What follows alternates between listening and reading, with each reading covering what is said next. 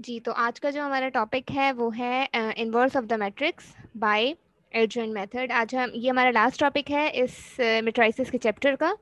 और आज हम देखेंगे कि किस तरीके से हम इन्वर्स फाइंड करते हैं किसी भी मैट्रिक्स का बाय एडजॉइंट मेथड। ठीक है, इन्वर्स फाइंड करने के लिए हमारे पास डिफरेंट मेथड्स हैं, लेकिन हम जस्ट एडजॉइंट मेथड के थ्रू हम देखेंगे कि किस तरीके से इन्वर्स किसी भी मैट्रिक्स का फाइंड किया जाता है।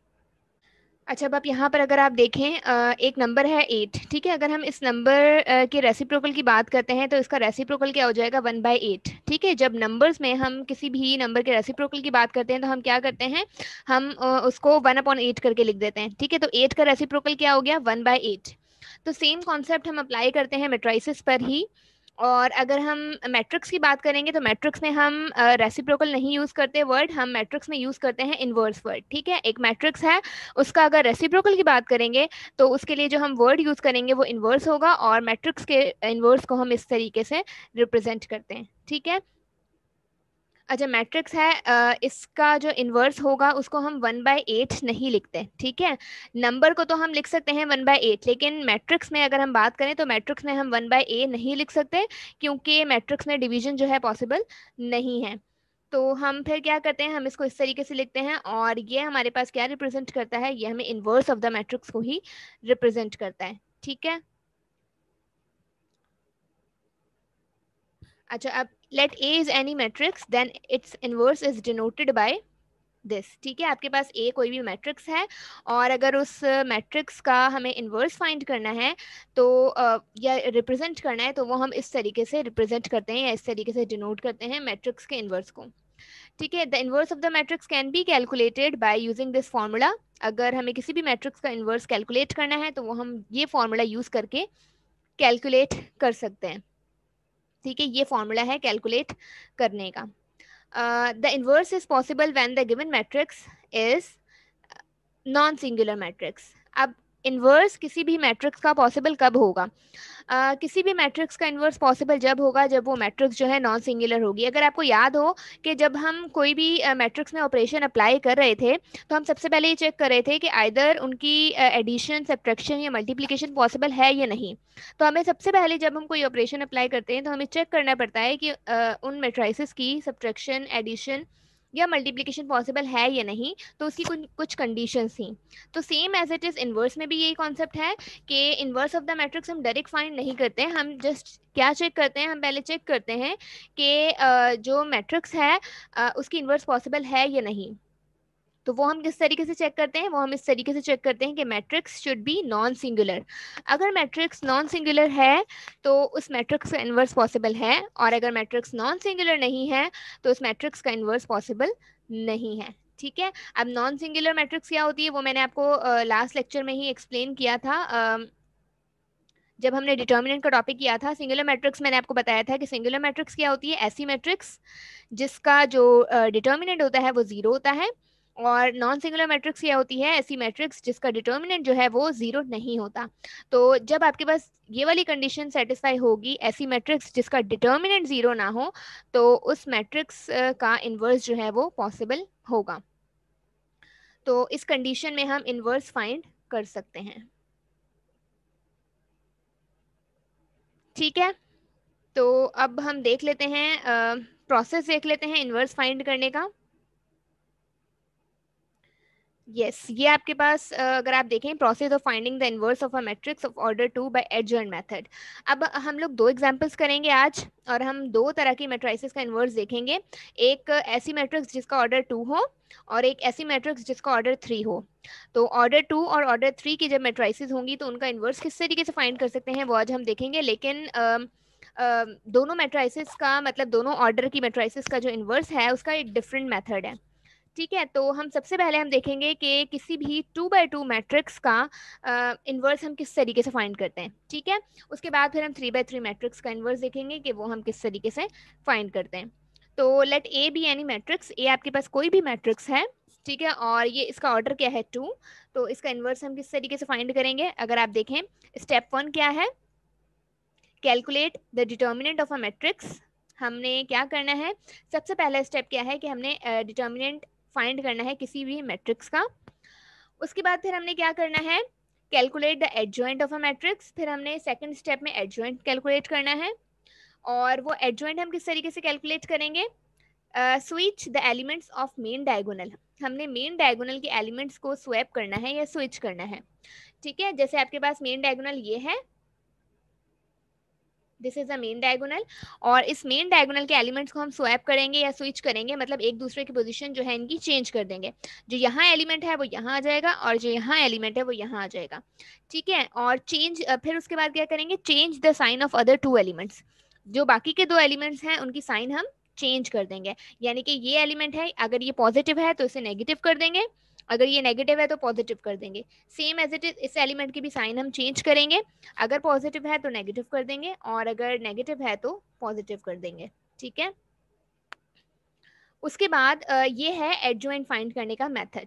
ठीक है, और थर्ड स्टेप क्या है, divide the adjoint bye determinant. हमने क्या करना है, एडजॉइंट जो हम सेकंड स्टेप से फाइंड करेंगे उसको हम डिवाइड करेंगे डिटर्मिनेंट से, और डिटर्मिनेंट हम फर्स्ट स्टेप में फाइंड कर चुके होंगे। ठीक है, और ये फॉर्मूला मैंने लिख दिया कि ए इनवर्स किसके बराबर है, adjoint of A divided by determinant of A. और इसको हम इस तरीके से भी लिख सकते हैं, 1 upon determinant of A adjoint of A. ठीक है, तो दोनों तरीके से ही हम रिप्रेजेंट कर सकते हैं। तो देखें ये 2x2 मैट्रिक्स है, और 2x2 मैट्रिक्स का हम इनवर्स किस तरीके से फाइंड करते हैं, 3 सिंपल स्टेप्स हैं, उन 3 सिंपल स्टेप्स को फॉलो करेंगे। First step just determinant find करना, और डिटर्मिनेंट फाइंड करना आपको आता है। सेकंड स्टेप एडजॉइंट फाइंड करना, एडजॉइंट हम इन 2 स्टेप से फाइंड करेंगे। और थर्ड स्टेप क्या है कि हमने इन दोनों को डिवाइड कर देना है, एडजॉइंट को हमने डिवाइड कर देना है डिटर्मिनेंट से। ठीक है, तो ये प्रोसेस है, इन 3 स्टेप्स को हम फॉलो करेंगे। और अब हम 2x2 मैट्रिक्स लेते हैं और उसका इन्वर्स फाइंड करते हैं। ठीक है, okay, find the inverse of a matrix bye adjoint method. हमारे पास एक मैट्रिक्स है, ठीक है, उसका हमने क्या करना है, इन्वर्स फाइंड करना है। तो अब आप यहाँ देखें, आपके पास ये ए मैट्रिक्स है, इसका ऑर्डर क्या है, 2x2। और इसका डिटर्मिनेंट हम किस तरीके से, इसका जो इन्वर्स है वो हम किस तरीके से फाइंड करेंगे, सबसे पहला स्टेप क्या है कि हमने डिटर्मिनेंट फाइंड करना है। ठीक है, तो डिटर्मिनेंट हम सबसे पहले किस तरीके से फाइंड करेंगे, इसको डिटर्मिनेंट की साइन के अंदर रखेंगे। ठीक है, और अब हम इसका डिटर्मिनेंट किस तरीके से फाइंड करते हैं, इसको इससे मल्टीप्लाई करेंगे तो 6 4 टाइम 24, माइनस की साइन आएगी, इसको इससे मल्टीप्लाई करेंगे तो 7 9 टाइम 63 होगा। ठीक है, और 24 माइनस 63 रिजल्ट आता है माइनस का 39। ठीक है, तो डिटर्मिनेंट आ गया माइनस का 39, फर्स्ट स्टेप हो गया। ठीक है, अब सेकंड स्टेप क्या है कि एडजॉइंट हमने फाइंड करना है इस मैट्रिक्स का। एडजॉइंट किस तरीके से फाइंड करते हैं, जो मेन डायगोनल है उस मेन डायगोनल के एलिमेंट्स को हम स्वैप करते हैं, एक्सचेंज करते हैं इनकी पोजीशन, तो 6 जो है वो 4 की पोजीशन पे आ जाएगा और जो 4 है वो 6 की पोजीशन पे आ जाएगा। ठीक है, और बाकी के जो रिमेनिंग एलिमेंट्स हैं उनकी साइन चेंज कर देते हैं। 7 पॉजिटिव है तो 7 हो जाएगा नेगेटिव का, 9 पॉजिटिव है तो 9 भी क्या हो जाएगा, नेगेटिव का। ठीक है, उसके बाद ये हो गया एडजॉइंट, फर्स्ट स्टेप हो गया डिटर्मिनेंट फाइंड करना, सेकंड स्टेप हो गया एडजॉइंट फाइंड करना। ठीक है, अब थर्ड स्टेप क्या है कि हमने एडजॉइंट को डिवाइड करना है डिटर्मिनेंट से, तो हम इस तरीके से भी लिख सकते हैं। तो अब आप देखें हम क्या करते हैं, 1 अपॉन डिटर्मिनेंट क्या है, डिटर्मिनेंट हमारे पास आया है माइनस का 39। ठीक है, और यहाँ पर एडजॉइंट लिखना है, तो एडजॉइंट आपके पास क्या आया है, 6 माइनस 9, और नेक्स्ट भी क्या आया है, -7 और 4। ठीक है, ये हो गया। अब हम क्या करेंगे, जस्ट -39 को इस पूरे मैट्रिक्स से डिवाइड कर देंगे। तो देखें 6 डिवाइड होगा -39 से, -7 डिवाइड होगा -39 से, -9 डिवाइड होगा -39 से, -7 डिवाइड होगा -39 से। ठीक है, बस अब आप इसको सिंप्लीफाई करें। मैम ये 4 होगा ना? यस, ओके 4 होगा, यस ठीक है। अच्छा अब 6 को -39 से डिवाइड करेंगे, इसको सिंप्लीफाई करेंगे तो ये हो जाएगा -2/13, ठीक है। अगर आप इसको सिंप्लीफाई करेंगे तो देखें माइनस से माइनस कैंसिल हो जाएगा तो 7/39 ही रहेगा, क्योंकि ये तो सिंप्लीफाई नहीं हो सकता। माइनस से माइनस कैंसिल हो जाएगा और 9 और 39 है तो इसका रिजल्ट आएगा 3/13, ठीक है। और ये माइनस से माइनस कैंसिल होगा। अच्छा ये 4 जो है ये पॉजिटिव है, ठीक है।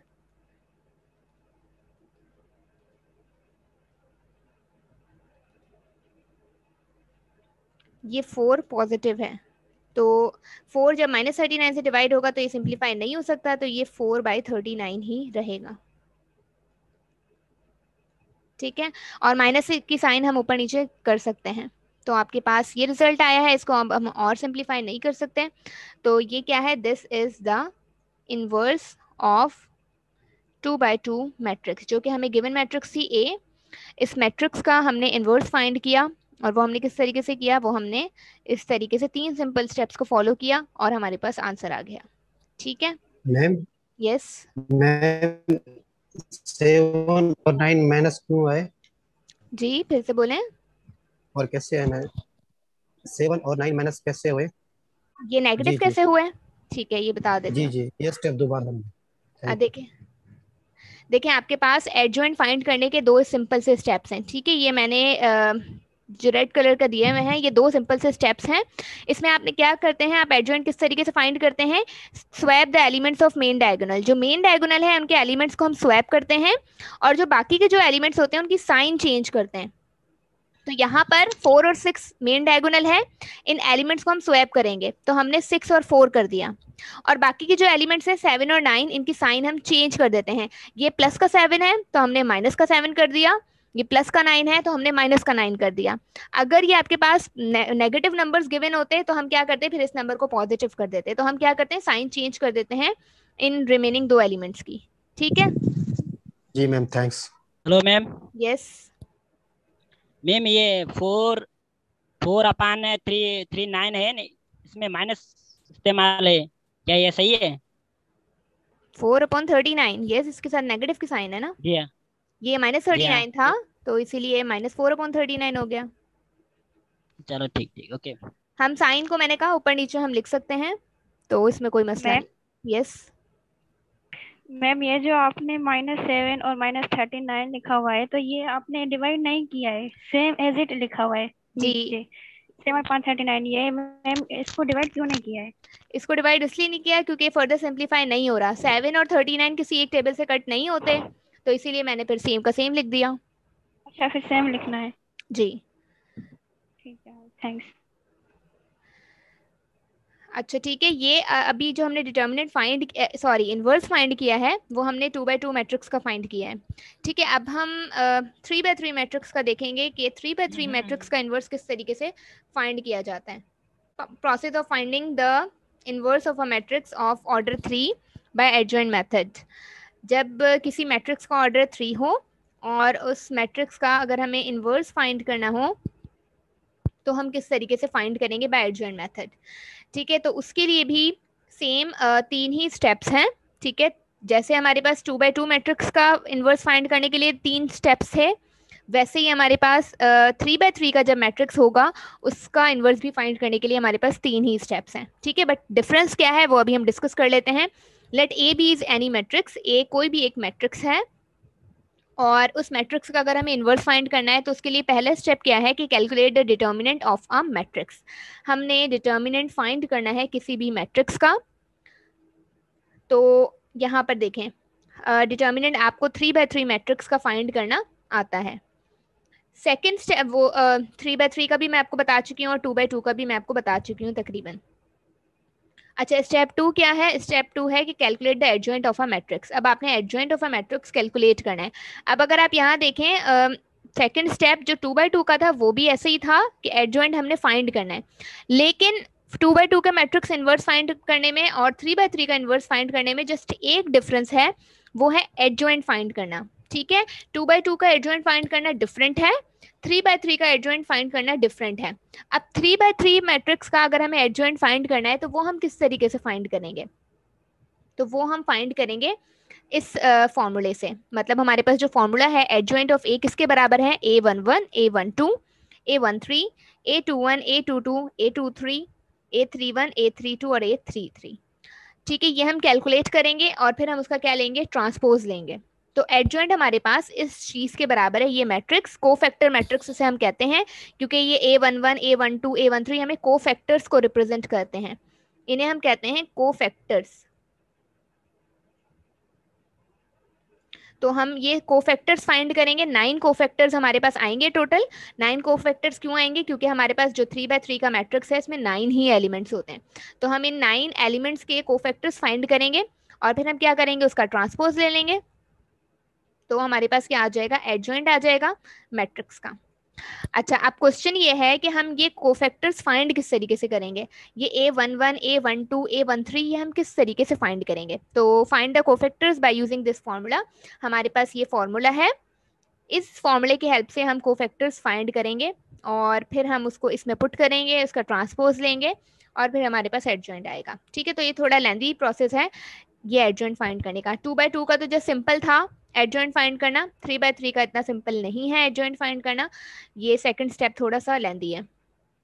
अब ये फॉर्मूला आप याद रखें कोफैक्टर्स के लिए, Aij किसके बराबर है, -1 पावर i + j और Mij। ठीक है, ये इस फॉर्मूले की हेल्प से हम कोफैक्टर्स फाइंड करेंगे और वो हम इस मैट्रिक्स में पुट करेंगे, उसके बाद फिर हमारे पास एडजॉइंट आएगा।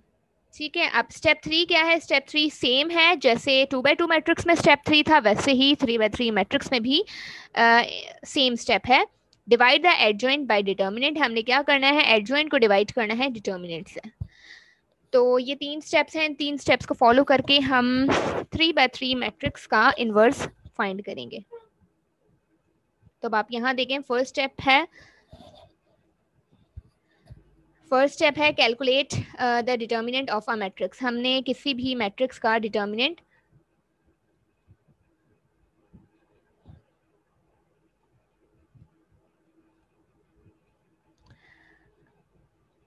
हमें ये जो 3/3 मैट्रिक्स गिवन है इसका इनवर्स फाइंड करना है बाय एडजॉइंट मेथड। तो उसका इनवर्स हम किस तरीके से फाइंड करेंगे, फर्स्ट स्टेप है कि हमने डिटर्मिनेंट फाइंड करना है। ठीक है, तो इस 3/3 के मैट्रिक्स को मैंने डिटर्मिनेंट के अंदर रखा है और अब हम इसका डिटर्मिनेंट किस तरीके से फाइंड करेंगे। यू ऑल नो कि 3/3 मैट्रिक्स का डिटर्मिनेंट किस तरीके से फाइंड करते हैं, मैंने आपको 2 बार बता चुकी हूँ तकरीबन, क्रैमर्स रूल में भी मैंने आपको एक्सप्लेन किया था। तो जस्ट अभी मैं डायरेक्ट इसका आंसर लिखूंगी। अब किस तरीके से करते हैं, जस्ट फर्स्ट रो को चूज करते हैं और उस फर्स्ट रो के अकॉर्डिंग हम इसको डिटर्मिनेंट को इससे कम ऑर्डर वाले डिटर्मिनेंट में स्प्लिट करते हैं। तो हमने फर्स्ट रो को चूज किया, ठीक है, जैसे 1 को चूज किया तो 1 जिस रो में लाई करता है, जिस कॉलम में लाई करता है उसे डिलीट कर देंगे, रिमेनिंग पार्ट हम डिटर्मिनेंट में लिखेंगे। फिर हम 3 को चूज करेंगे, 3 जिस रो और कॉलम में लाई करता है उसे डिलीट करके रिमेनिंग एलिमेंट्स लिखेंगे 2/2 के डिटर्मिनेंट में, और इसी तरीके से हम ये वाला भी कर लेंगे। ठीक है, और आपको पता है कि फर्स्ट एलिमेंट के साथ प्लस की साइन आती है, सेकंड एलिमेंट के साथ नेगेटिव साइन आती है और थर्ड एलिमेंट के साथ पॉजिटिव साइन आती है। फिर जब आप इसको कैलकुलेट करेंगे तो इसका टोटल आंसर जो आएगा वो आएगा 21। आप इसको निकाल लीजिएगा, इसको सॉल्व कीजिएगा तो इसका रिजल्ट आएगा 21। ठीक है, तो फर्स्ट स्टेप क्या है कि डिटर्मिनेंट फाइंड करना 3/3 मैट्रिक्स का, एंड वी हैव डन, तो वो हमने कर लिया। अब नेक्स्ट स्टेप पे जाते हैं।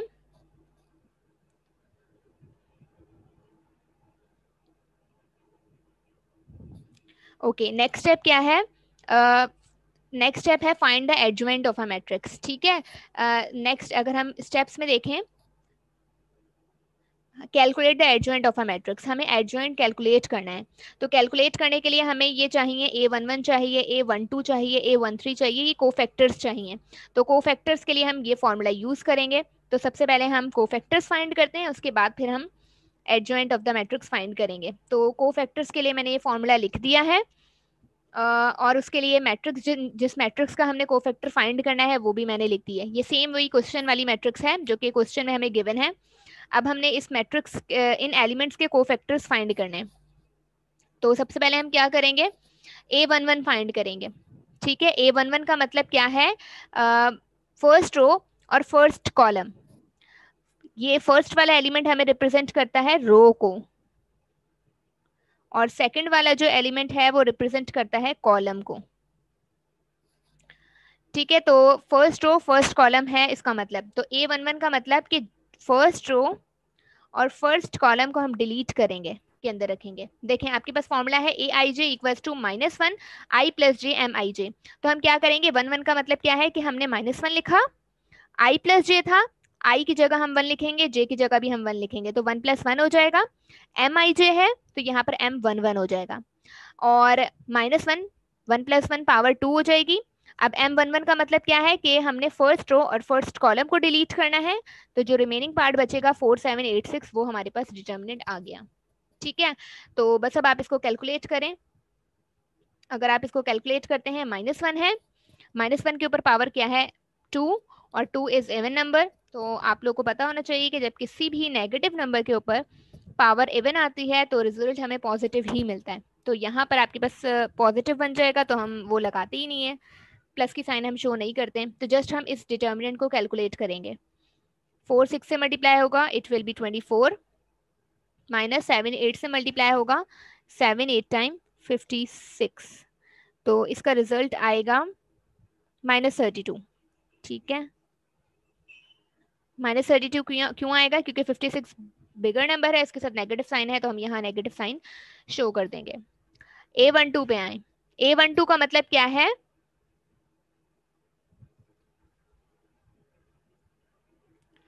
A12 का मतलब है कि फर्स्ट रो और फर्स्ट सेकंड कॉलम। ठीक है, फर्स्ट रो और सेकंड कॉलम। तो अब आप यहाँ देखें, अगेन इस फॉर्मूले में हम पुट करेंगे -1 सेम का सेम फॉर्मूले का, i प्लस जे है, अब हम 1 + 2 करेंगे, mij है तो अब हम यहाँ लिखेंगे m12, और -1 सेम का सेम, 1 + 2 3 हो जाएंगे। अब m12 का मतलब कि हम फर्स्ट रो को डिलीट करेंगे, सेकंड कॉलम को डिलीट करेंगे, रिमेनिंग एलिमेंट जो बचेंगे 2 7 9 6 वो हम इस डिटर्मिनेंट के अंदर रख देंगे। ठीक है, अब इसको फर्दर कैलकुलेट करेंगे, तो अब आप यहाँ देखें -1 पर पावर क्या है 3, और 3 is odd number, 3 odd number है, तो हमारे पास जो साइन है वो नेगेटिव ही रहेगा, तो ये -1 ही रहेगा। ठीक है, और इसको कैलकुलेट करें, 6 2 टाइम 12, माइनस साइन फॉर्मूले की, 9 7 टाइम 63। ठीक है, और इसको फर्दर सिंप्लीफाई करें, -1 सेम का सेम रहेगा, 12 - 63 रिजल्ट क्या आएगा, आई थिंक 51 आएगा, वो भी माइनस का। ठीक है, और उसके बाद -1 -51 से मल्टीप्लाई होगा, तो रिजल्ट विल बी 51। तो ये हो गया 1 2। अब हम 1 3 फाइंड कर लेते हैं। 1 3 का मतलब क्या है कि फर्स्ट रो और थर्ड कॉलम, तो यहाँ पर -1 के ऊपर पावर 1 + 3 आ जाएगी, और m13 आएगा। ठीक है, अब m13 का मतलब क्या है कि अब हमने डिलीट करना है, फर्स्ट रो को डिलीट करना है और थर्ड कॉलम को डिलीट करना है। तो रिमेनिंग एलिमेंट जो बचे हैं 2 4 9 8 वो हमने इस मैट्रिक्स के अंदर रखा। यहाँ पर -1 1 + 3 है तो 4 हो जाएगा, m13 हमने फाइंड कर लिया। m13 का मतलब क्या है कि हमने फर्स्ट रो को डिलीट करना है और थर्ड कॉलम को डिलीट करना है, तो रिमेनिंग एलिमेंट्स को हम 2/2 के डिटर्मिनेंट के अंदर रखेंगे, तो वो m3 हो जाएगा। अब इसको सिंप्लीफाई करेंगे, अगेन आपको पता है -1 पर पावर क्या है 4, 4 इज इवन नंबर, तो यहाँ पर पॉजिटिव का 1 बन जाएगा। इसको कैलकुलेट करेंगे, 2 को 8 से मल्टीप्लाई करेंगे, 2 8 टाइम 16, माइनस साइन फॉर्मूले की, 4 को 9 से मल्टीप्लाई करेंगे, 4 9 टाइम 36, तो इसका रिजल्ट आएगा -20। ठीक है, तो इस तरीके से हम कैलकुलेट करते हैं। देखें अभी हमारे पास क्या आया है, A11 आया है, A12 आया है, A13 आया है। अगर आप यहाँ देखें, A11 फाइंड कर लिया हमने, A12 फाइंड कर लिया, और A13 फाइंड कर लिया। अब इसी तरीके से हम A21 A22 A23 A31 A32 और A33 फाइंड करेंगे। तो मैं अब बाकी फाइंड नहीं करी, बाकी आप खुद फाइंड कीजिएगा, मैं आपको शो कर देती हूँ। देखिए A21 फाइंड करेंगे, A22 फाइंड करेंगे और A23 फाइंड करेंगे। जस्ट मैं आपको A21 बता रही हूँ, A21 किस तरीके से फाइंड करेंगे। अगेन -1 सेम फॉर्मूले का, पावर 2 + 1 होगी, और यहाँ पर m21 लिखेंगे, -1 पर पावर 3 हो जाएगी। और M21 का मतलब क्या है कि M2 देखें हमें रो को रिप्रेजेंट कर रहा है, फर्स्ट एलिमेंट हमें रो को रिप्रेजेंट करता है और 1 हमें रिप्रेजेंट कर रहा है कॉलम को। तो इट मीन्स कि अब हम सेकंड रो को डिलीट करेंगे और फर्स्ट कॉलम को डिलीट करेंगे। तो second row delete, first column delete, remaining elements 3 5 8 6 बचा है तो वो हमने यहाँ लिख दिया। ठीक है, और जब आप इसको कैलकुलेट करेंगे तो इसका रिजल्ट क्या आएगा, मैं डायरेक्ट लिख देती हूँ क्योंकि अब मैंने कर लिया है काफी, तो मैं जस्ट इसका डायरेक्ट आंसर लिखती हूँ। इसका रिजल्ट आएगा 22। इसका जो रिजल्ट आएगा वो 22 आएगा। ठीक है, और A22 है, इसका अब आप रिजल्ट निकालेंगे तो इसका जो रिजल्ट आएगा वो आएगा -39।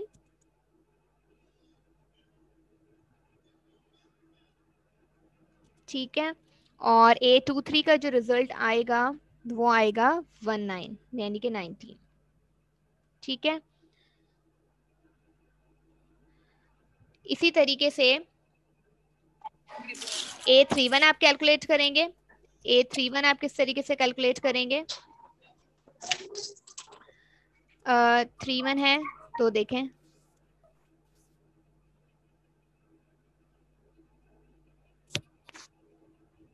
A31 है, -1 पावर 3 + 1 आ जाएगा, M31 आ जाएगा। और M31 का मतलब क्या है कि अब आपने थर्ड रो को डिलीट करना है, फर्स्ट कॉलम को डिलीट करना है, तो रिमेनिंग एलिमेंट 3 5 4 7 बचे हैं तो वो आपने यहाँ लिख दिए। और जब आप इसको कैलकुलेट करेंगे इसका रिजल्ट आएगा 1 आएगा इसका रिजल्ट। ठीक है, और इसका रिजल्ट आएगा 32 का 3 आएगा, और 33 का रिजल्ट आएगा -2।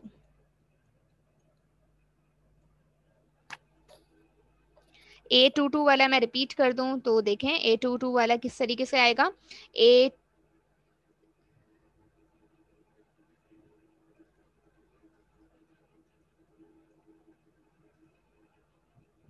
देखें A22 है तो हम क्या करेंगे, -1 के ऊपर 2 + 2 लिखेंगे और यहाँ पर M22 हो जाएगा। -1 पर पावर 2 + 2 4 हो जाएगा। अब M22 का मतलब क्या है कि आपने सेकंड रो और सेकंड कॉलम को डिलीट करना है और रिमेनिंग एलिमेंट्स 1 5 9 6 बचे हैं तो आपने वो यहाँ लिख दिया। और जब आप इसको सॉल्व करेंगे तो -1 पर पावर क्या है 4, तो ये इवन नंबर है तो ये तो पॉजिटिव ही रहेगा। जब आप इसको कैलकुलेट करेंगे तो 6 1 जा क्या बन जाएगा 6, माइनस साइन फॉर्मूले की 5 को 9 से मल्टीप्लाई करेंगे तो 45 आएगा, और जब 6 - 45 होगा तो रिजल्ट -39 आएगा। ठीक है, तो आप इस तरीके से कैलकुलेट कर सकते हैं 21 22 23। इसके अलावा आप 31 कैलकुलेट करेंगे, 32 कैलकुलेट करेंगे और 33 कैलकुलेट करेंगे। तो हम लोगों ने कर लिया, वी हैव डन। अब हम क्या करेंगे, इनको यूज करेंगे। अगेन स्टेप पे जाते हैं, calculate the adjoint of a matrix. हमने एडजॉइंट मैट्रिक्स का कैलकुलेट करना है, उसके लिए हमने ये 9 के 9 को फैक्टर्स जो हैं A11 से लेके A33 तक वो हमने कैलकुलेट कर लिए। अब हम क्या करेंगे, जस्ट ये एलिमेंट्स इस मैट्रिक्स में रखेंगे और उसका ट्रांसपोज लेंगे तो हमारे पास एडजॉइंट ऑफ द मैट्रिक्स आ जाएगा। अब ये जितने भी एलिमेंट्स हैं A11 की वैल्यू -32, A12 की वैल्यू 51, A13 की वैल्यू -20 और बाकी जितने भी कोफैक्टर्स हैं इनकी वैल्यूज हम पुट करेंगे। तो अब आप यहाँ देखें कि हमारे पास नेक्स्ट स्टेप है adjoint of A. Adjoint of A किसके बराबर है, इसके बराबर है A11 से A33 तक और उसके बाद उसका ट्रांसपोज लेना है। तो जस्ट क्या किया है, मैंने A11 की वैल्यू पुट की है -32 जो कि हमने अभी निकाली थी, A12 की वैल्यू पुट की है जो कि 51 है, A13 की वैल्यू पुट की है जो कि -20 है, A21 हमारे पास 22 आया था, A22 -39 आया था, A23 19 आया है, इसके अलावा A31 1 आया है, A32 3 आया है और A33 जो है -2 आया है। तो अब हमने जस्ट क्या किया है, इन कोफैक्टर्स की वैल्यूज हमने पुट कर दी हैं। अब हमने क्या लेना है, इसका ट्रांसपोज लेना है। हम रोज को कॉलम में चेंज करेंगे तो वो हमारे पास ट्रांसपोज हो जाएगा। तो रो क्या है, -32 51 और -20, तो इसको हम कॉलम में चेंज कर देते हैं। -32 51 और -20 ये हो गया। उसके बाद सेकंड रो क्या है, 22 माइनस 39 और 19, इसको भी हम कॉलम में चेंज कर देंगे।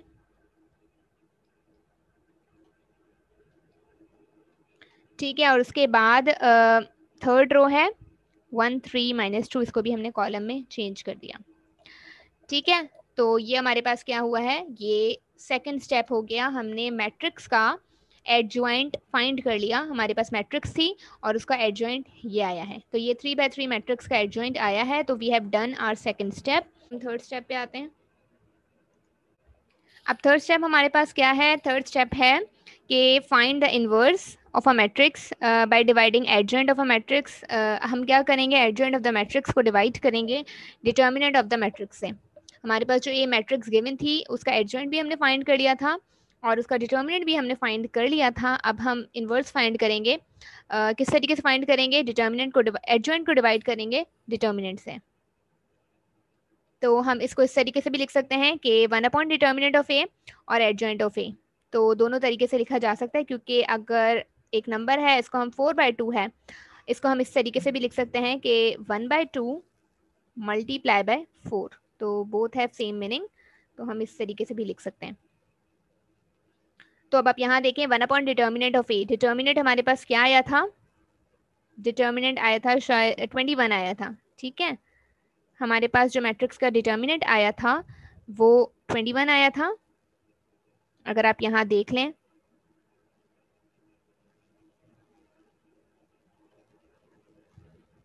तो अब हम क्या करेंगे, डिटर्मिनेंट की प्लेस पे हम 21 लिखेंगे। यहाँ पर डिटर्मिनेंट ऑफ ए है तो हमने 21 लिख दिया उसकी प्लेस पे। और एडजॉइंट ऑफ ए लिखना है, तो एडजॉइंट के लिए हमारे पास जो मैट्रिक्स बनी थी वो ये मैट्रिक्स बनी थी। तो ये पूरी की पूरी मैट्रिक्स मैं यहाँ कॉपी कर देती हूँ।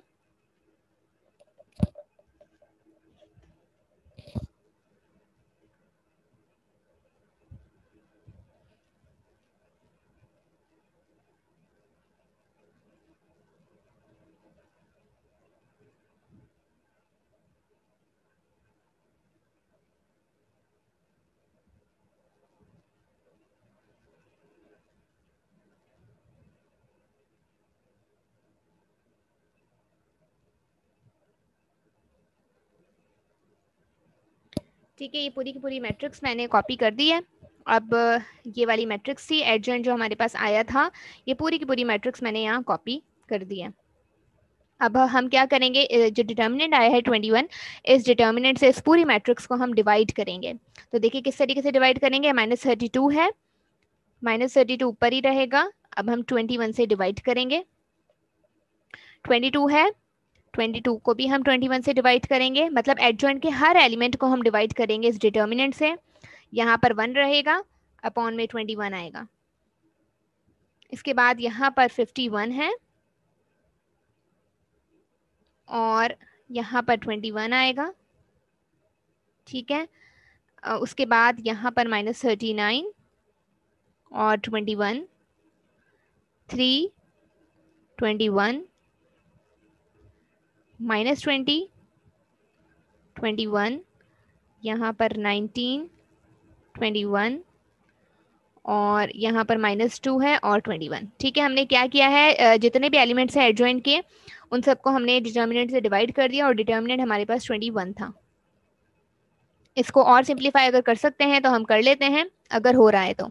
-32/21 सिंप्लीफाई नहीं हो सकता। ठीक है, ये किसी भी टेबल से सिंप्लीफाई नहीं होता, कट नहीं होता, तो हम इसको सेम ही रख देंगे। ये 21 है, 19 नहीं है।